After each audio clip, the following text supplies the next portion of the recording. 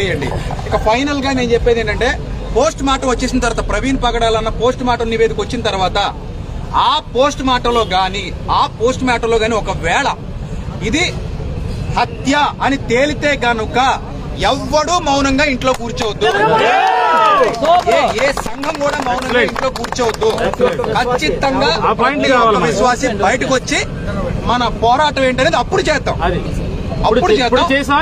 అంతవరకు మౌనంగా వినమ్రంగా విధేయతగా ఉండండి.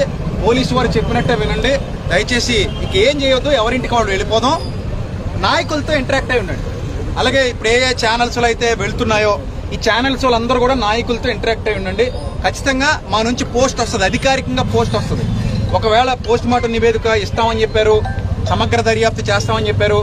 అలాగే ఇప్పటివరకు ఇక్కడ ఉన్నటువంటి గౌడ్ గారు, వీరయ్య గౌడ్ గారు, ఐ థింక్ సిఐ గారు అనుకుంటాను, ఆయన సిఐ వీరయ్య గౌడ్